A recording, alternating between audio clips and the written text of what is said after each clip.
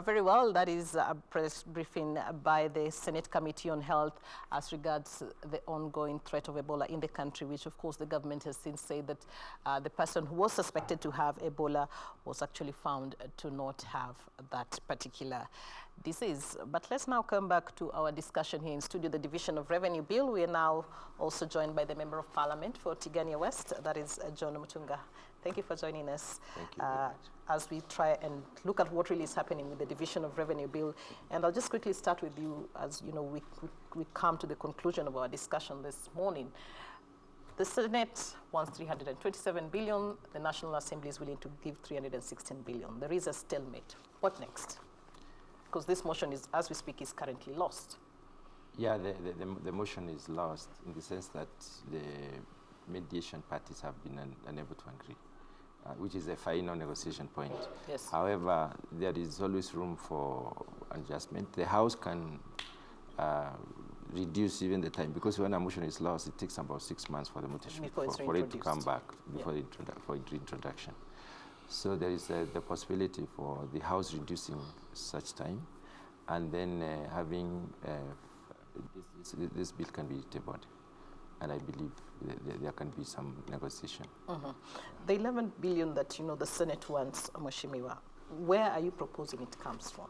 Because I think that is the argument that the National Assembly members have been saying. You want 11 billion, but show us the kitty where we should get it from. Well, let me not turn myself into a specific negotiator to take you through the estimates and tell you where it should come from. The issue of what is rightfully the counties has been determined by the Commission on Revenue Allocation. It has a scientific formula. It is based on the last audited shareable revenue, and is a formula. So where it comes from and where it should not come from is neither here nor there. That presupposes that the printed estimates, the way they are correct. What is done when you look at Article 217 and 218 is you first decide what belongs to national government and then what belongs to the county governments. Then the individual components, the inbuilts, are done by the various assemblies, National Assembly and County Assembly. County assemblies do it for the county governments after we have shared it out to individual counties. So the point I'm trying to make is we draw a line and say this belongs to national activities and national interest, and then this belongs to county activities. Then each segment will have to apportion whatever they want to apportion, depending on how they prioritize them. Vincent, what do you think? The 11 billion, I know Mheshimiwa is running away from where it should come from. Just reduce the cut to the national government. It is as simple as that, because the Division of Revenue just tells us this is how much we're going to collect. Then the national government is remaining with this percentage, and this is what goes out to the county. So directly you're getting increased allocation means reduced allocation on the part of the national government, and that's where now we will need to ask, like this. Our initial debate was we still have national government's allocation that goes to programs that are already devolved. So it's a very simple where you're getting Just it pick is one of them. Reduce spending. Like look at the monies that are going to irrigation, going to healthcare, as in activities that are already developed. So even devolution. The idea, Catherine, was that with devolution, we were expecting the center to shrink in terms of the activities that are already devolved. But look at the fourth schedule. So why are we having more allocation? For example, remember we said, look at even the allocation that's going to NHIF under the Big Four. Our initial conversation is that since finally you're delivering healthcare, the delivery of healthcare is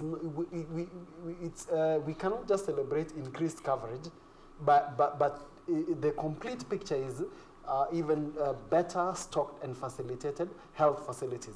So for me, if I was advising the members of the mediation committee that will be constituted, is that you're not reinventing the wheel. Even the power you're exercising as a National Assembly, together with the Senate, is a power that has actually been delegated from the Constitution. And the Constitution has even outlined what the national government should be doing and what the counties. So in line with those clear two areas, you should be able to agree on. Not, of course, necessarily the entire 11 billion, but maybe as in between 6, as in increase the allocation. All right.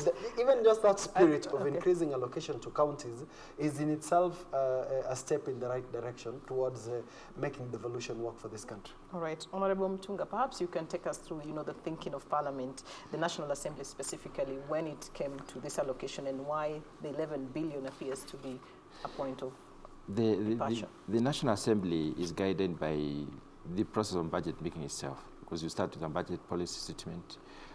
And if you look at the history, we tend to move from a smaller budget policy statement to a slightly bigger estimate, and the final proposal is always bigger.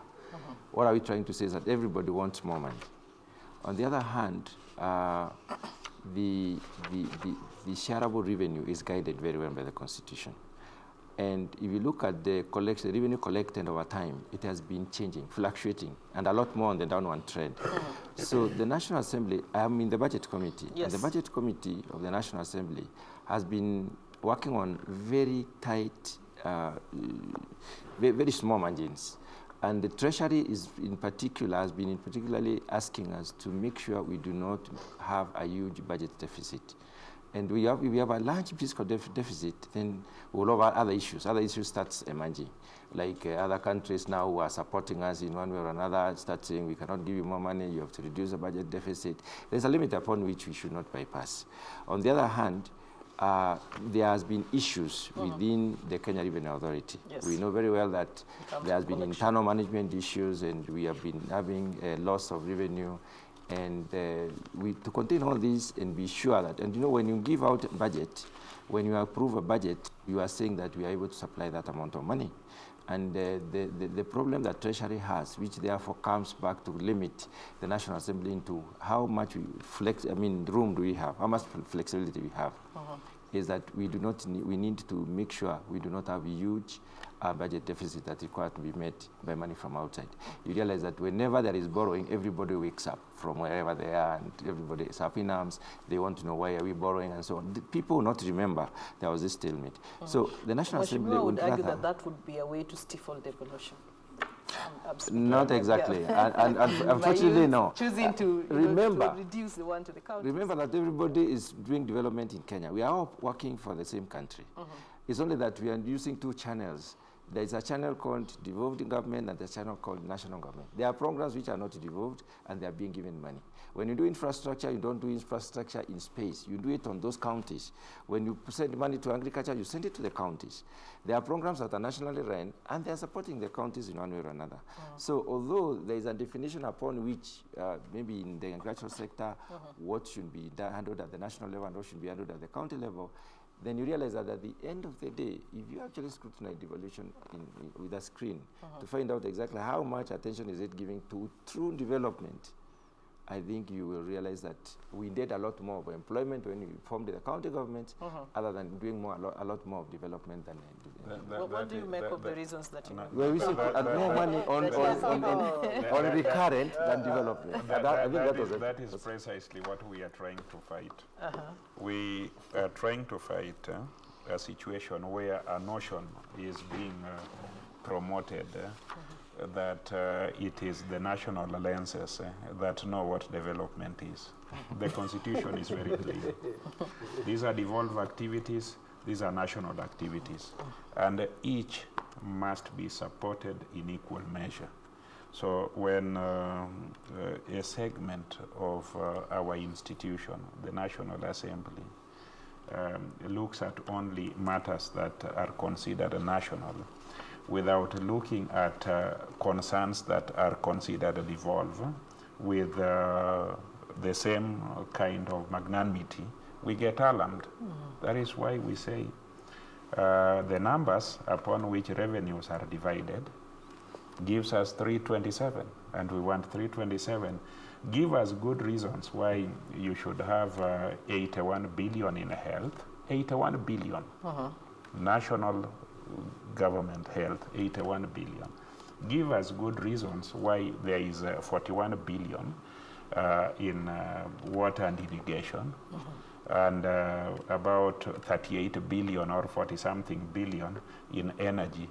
Yet the same functions are also devolved to a significant extent and need to be made meaningful in the devolved setting.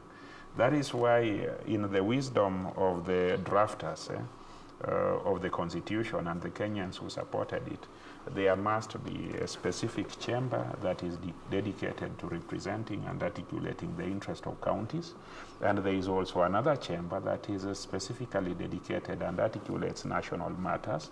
And these things are negotiations and compromise.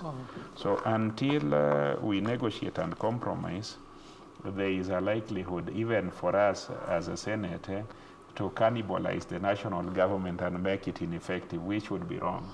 And there is also a similar danger for the national government to cannibalize devolution and make it redundant. Vincent, if you were given the role of mediator, yes, how would you unlock this? I think we begin with the Constitution. So let's all appreciate that that we have a guiding framework, which is the Constitution. Number two is that we have a nation to serve. Ultimately, it is, and I would quote achieng'a during the break, that it is not egos that the country requires. It is services that the country requires. So we're trying to put the two egos of the two houses aside and ask ourselves, what is in the greater interest? What is in the greater interest is greater support for devolution. But also, it is also important to appreciate that this support for devolution is taking place within a budget constraint. We don't have all the resources. And then finally is also the support for accountability for these resources. So I would say that there is a court ruling that came in on how to support both the national and the county system so that we can have accountability for these resources.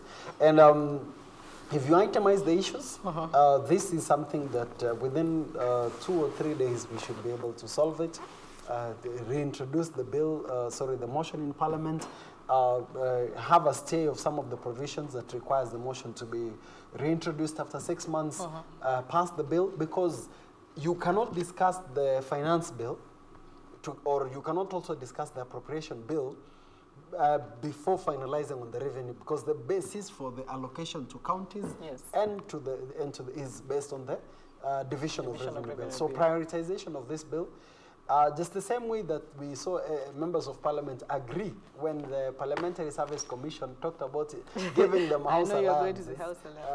And they all had a united front on this. I think thanks even for putting me aside, at the center of these two houses and asking them, hey, we have Kenyans to serve, and we will not be remembered by the credit on which is the most powerful or which is the strongest houses. It is the services and the difference that we make on the lives of Kenyans, which actually budget is one of the means of delivering that. Based on what he's saying, what should Kenyans expect, particularly, within the counties? Because there's a lot of uncertainty over what the future holds in terms of legally speaking. I think members of parliament are elected by the Kenyans. They represent the Kenyans at various levels, just as the senators are elected by the Kenyans. And when the budget is discussed, there are no biases. I would like to dispel the imagination whatsoever that a section of parliament does make provisions that are not right for the devolution. I think the National Assembly especially is very much in support of devolution. And whenever the budget making process the process of making budget is so inclusive and interactive that the final product is a Kenyan product, not necessarily a National Assembly vis-a-vis Senate. We have absolutely no problem with our colleagues in Senate, and whenever we make budget as an impartial house. Therefore, it is wrong for anybody to imagine that the National Assembly is not in support of devolution. That would be extremely wrong. So the future, I mean, what I see as the future of this is that the stalemate will be cleared. There will be a lot, there will be need for a little bit more of negotiation. I think the voice of reason will reign. At the end of the day, we will get to know whether there is a possibility of raising extra, which I cannot commit myself to, and whether there is a possibility of also sitting ground a little bit on the other hand, so that we can be able to agree on a figure that is, consumable by our Kenyans. So are you willing to increase it? I cannot comment on that because I'm not in the mediation committee. They are the ones who have the details. But you're in the budget committee. I'm in the budget committee, and I can tell you that we are operating on a very thin lines, very thin limits. The flexibility is not there. We really don't have money. As a country, we do not have extra. I mean, when you have to look for money from elsewhere to fund a budget, with a huge budget deficit and with so much ill and cry over, when we try to borrow, then there's a problem. We need to be careful. In terms of the counties, what should they prepare for? Because that is where everyone wants to know where the money is coming from. No, the counties and Kenyans should expect that the Senate is going to put its foot down to ensure that there is an increase in what is allocated to them. The Constitution has devolved responsibilities, and money or budgeting must follow those responsibilities.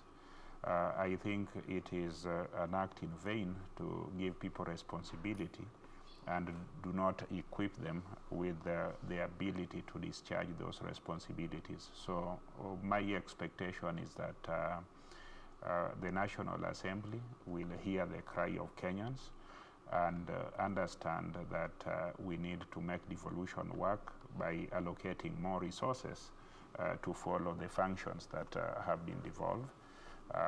The actual number I do not know. So the budgets that have been made by counties, the ones that are based on 310 billion that is being proposed by National Assembly, I suggest that they do a more optimistic and ambitious budget and increase it by some figures, because otherwise this is absolutely not going to work. And we as Senate, we are also mindful of the fact that the national government must function, but this is a question of sharing resources in line with Article 202 of the Constitution that talks about equitable sharing of resources. If I'm to read it, revenue raised nationally shall be shared equitably among national and county governments equitably.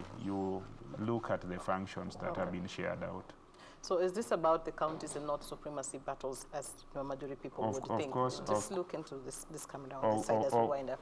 Of course, there are issues of supremacy, and these are the issues that make the negotiations difficult. But the division of revenue as an issue before National Assembly and Senate, and therefore before Parliament, is a legitimate and healthy debate. There may be individuals who are egoistic, but that, I believe, will be dealt with when it comes to the issue of negotiations. Your parting shot as we wind up, and just looking at what we've been saying in terms of we need to perhaps amend the Constitution to deal with some of these supremacy issues that we see happening between the National Assembly and the Senate. Vincent? I think even before amending the Constitution, I think the Constitution already provides clear framework, like as Senator has read, that when we are discussing the issue of equity, when we have devolved functions, it is only responsible of us to support those counties by ensuring that the counties are well resourced. It will be a good conversation when we unpack the Constitution to look at particularly the viability of some of the counties. I believe that if the future is in empowering and creating economic frontiers that actually would sustain themselves, because also We have also seen it is one thing to ask for more resources from the national government, but also counties have not been doing very well in raising their own resources to also support and complement what's coming from national. So it is not a one-way conversation that we need to support counties. It is also a conversation that requires us to engage our counties so that they can play their role in this journey of getting devolution to work. Okay. Mheshimiwa, your final thoughts, particularly with the issue about the supremacy battles. How do we stop seeing this happening? I wouldn't call them supremacy battles between the houses because it's very much, I would like to say they are highly opinionated. It very much depends on the individual who is speaking to. But when we see, National Assembly doing the same bill that the Senate is doing, I would look at it as I've been involved in mediation, and we've been able to reach a stalemate and finally agree. The idea is that you look at the reason behind placing the proposals on the table, and then you look at the logic behind it, and then you try to talk as Kenyans. We look at this country and see how possible is it for us to go there, to get there, or then where we are, so that you don't appear like we would like to have one house being a supplier and the other one as a recipient. Actually, it's a joint business. We have one parliament, and with one parliament, I believe everybody is equal. As at now, I don't see any house being bigger than the other, unless probably Kenyans tell us whether they want to make one bigger than the other. Let's hope to see this spirit that we are seeing here happening in the mediation. We have had mediation at KBC. We can see mediation here. All right, gentlemen, thank you very much. Unfortunately, our time is up, but we appreciate you coming here this morning and just putting into perspectives what we should expect going forward, given that the mediation committee, as of now, was not able to agree. But we hope that when the bill is reintroduced, we will find a middle ground in all this. Well, I have been talking to the Member of Parliament for Tigania West, that is John Mutunga, who is also a member of the Budget Committee. We also had with us Vincent Kimosop, who is a governance expert, and finally the Senator for Migori County, Ochilo Ayako, just putting into perspective the issues surrounding the division of revenue bill, which is currently at a standoff between the National Assembly and the Senate, where the members are not able to agree on whether to allocate 327 billion shillings to the county governments or 316 billion shillings. This is where we call it a morning on News Check, but of course Tamrini is up next. Thank you for watching. My name is Catherine Achieng'a. Good afternoon.